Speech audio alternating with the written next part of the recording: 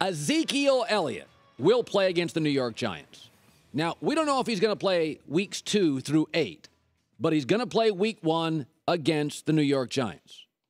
I'll get into the legal stuff later.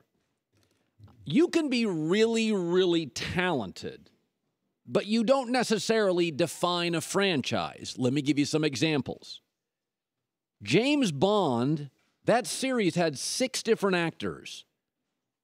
And then they retire and move to different roles, and the James Bond series profits would go up and up and up. Now, do I think James Bond was better with Sean Connery?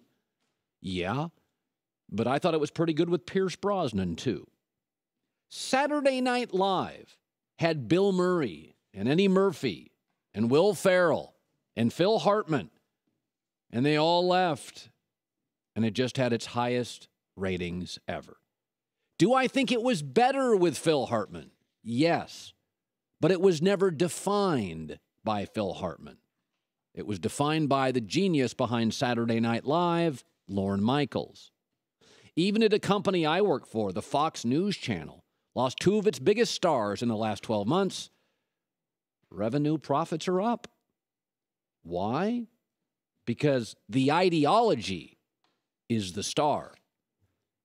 Ezekiel Elliott is not the star of the Cowboys. That offensive line is. I don't think he's the second star of the Dallas Cowboys. I think Dak Prescott is. I don't think he's the third star of the Dallas Cowboys. I think Jerry Jones is.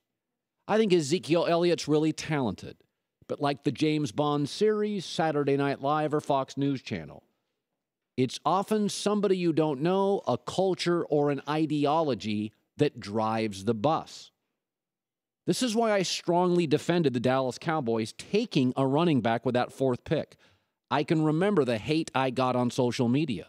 You're an idiot. You can't take a running back. And I said, there is no player in the National Football League that you could take with that 4th pick who will be guaranteed to have that kind of production due to that offensive line.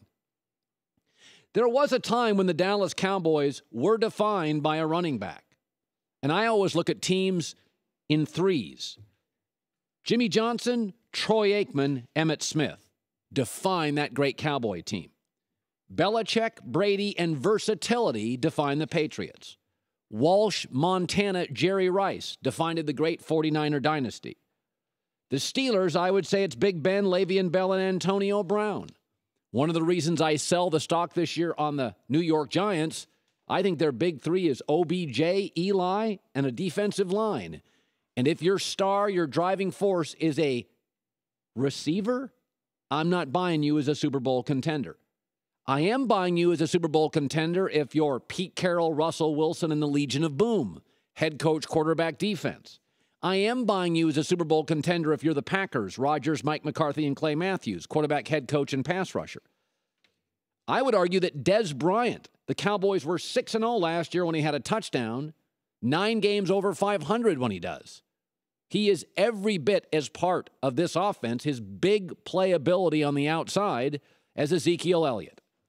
I think he's incredibly talented. And yes, this is absolutely a distraction. And I prefer my NFL teams not to have a distraction. I thought Deflategate was a distraction. But in the end, just because you're really talented doesn't mean you define a business.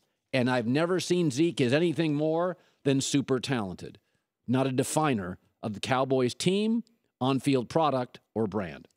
Hi, everybody, and thanks for watching. We want you to subscribe here, to get the latest from the show. Also, be sure to check out more of the best clips from the herd, or go watch a few segments from the newest show on FS1, First Things First, with Chris Carter and Nick Wright.